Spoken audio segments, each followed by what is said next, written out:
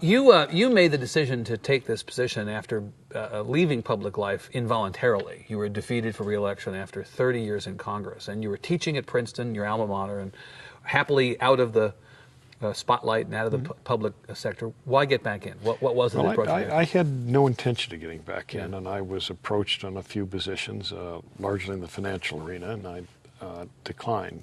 This, however, became an offer that I felt I couldn't decline, and I was very honored to be asked. Yeah, and the National Endowment for the Humanities is occasionally, from people who don't really know, or by people who don't really know, confused for the National Endowment for the Arts, or as we think of it, the controversial National Endowment. You all have managed to be relatively non-controversial. Well, we do have controversy. I don't want to hide from controversy. Reminisce for me about a controversy that, since you... I was going to let you off the hook there, but then you wriggled back on. You know, our mandate and our statute that it creates us talks about the variety of things that can be described as humanities and asks us to put perspective on events of the day in the context of today. And one, for example, of the jurisdictions of the National Endowment for the Humanities is the field of jurisprudence.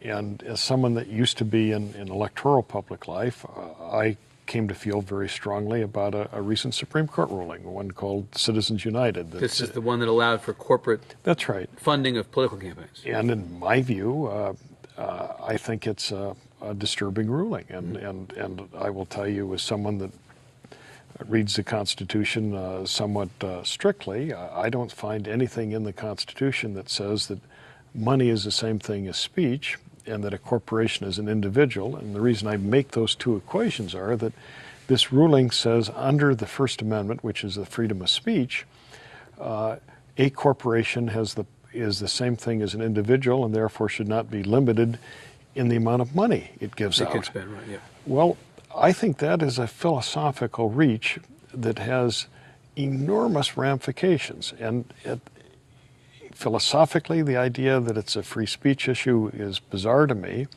But beyond that, it's rooted in a presumption, I guess, that there's not enough money in politics and not enough special interest money in politics. No, there's not nearly enough money in politics. And as people might have observed this year, one of the aspects of people giving money outside a direct campaign, they become less responsible for what is said. Well, in fact, often we don't know who they are. There are certain ways that these groups construct themselves so that they're anonymous donors. That's right. And we have this term, and it's multisyllabic, called transparency, that most good government people think is appropriate. That is, if one's going to be involved, one ought to know who's involved. Of course, when you were in Congress, you were famously a champion of campaign finance reform. You refused to take political action committee money, if I recall, as a candidate to be reelected to your seat.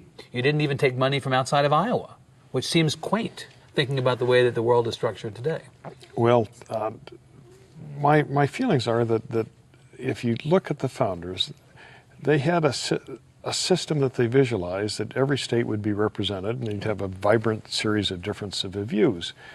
But one of the things that the new money in politics issue has done is it's nationalized elections. True.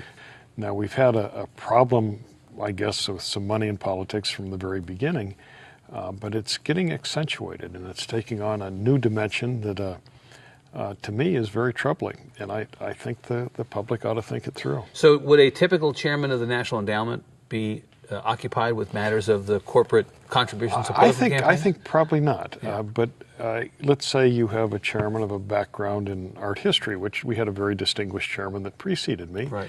Quite naturally, he put a little greater emphasis in his field of interest, his field of expertise. Right. Now, I happen to love art too, but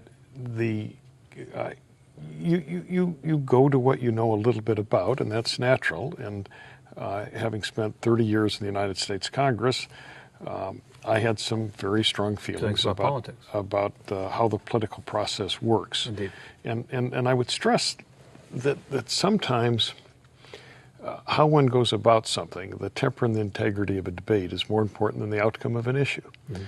And the temper and integrity of the processes are often more important than how one reaches a precise result. Now, sometimes the result really matters more. Well, and in fact, most of politics is oriented toward results at whatever cost.